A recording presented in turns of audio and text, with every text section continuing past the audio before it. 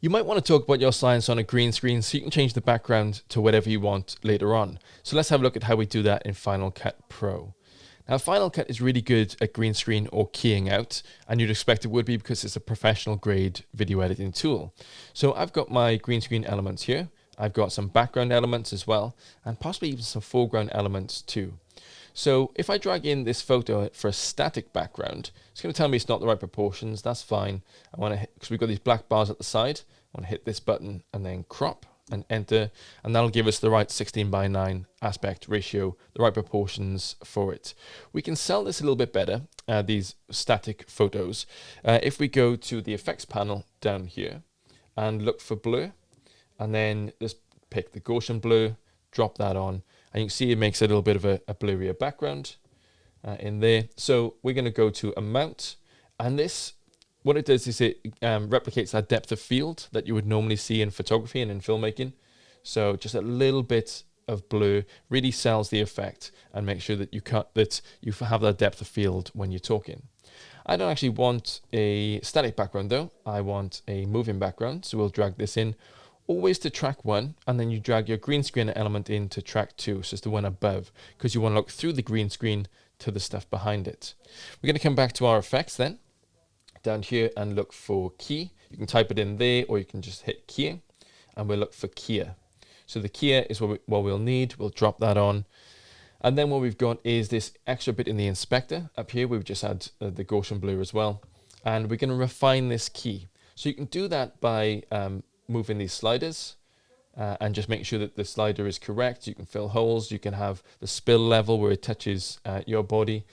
Or what we can do is just tell Final Cut that the sample color is the entire green screen. And what I mean by that is if we go to this one, which is the matte view, we can see that everything in black is getting keyed out. Anything in white is not. So you can see parts of the plant are getting keyed out there as well. So we just want to make sure that all this, which is the green screen, is keyed out. It wasn't lit correctly on the day. It's really difficult to light a green screen correctly. So we want to just tell it that all this is to be keyed out. So we can hit the sample color and then drag it from top to bottom. And everything within that box then is a sample color for Final Cut to key out. That's fine. We'll go back to what it looks like, and it looks great. But obviously everything around it, we're still getting in. So we want to take that out too. We're going to come back to our effects panel down here, and we're going to look for mask in all video and effects. Draw mask is what we want. Let's drag that on top too. And then back in our inspector panel then, we can find draw mask, and we're going to have this pen tool which we can draw around us with. So you just want to make sure that you get as much green screen as possible, but nothing that you don't want, and draw all the way around you. And as long as your arms don't stray out of this box then, or you don't walk out of it, that's absolutely fine. We'll connect them back up. And then you can see that everything that's outside that key then gets cut out, and anything inside the key gets left in, which is what we want. To really sell this, what we can also do is add a foreground element. So I'm going to add in some snow here too. Obviously, it's black over the top. We want to keep anything that's white. We want to get rid of anything that's black. So actually in this, we're going to come to the compositing tool, back up in the inspector. We're going to go to blend mode and hit screen, and then it'll keep anything that's white and remove anything that's black. So it really now does look like I'm in a snowy environment.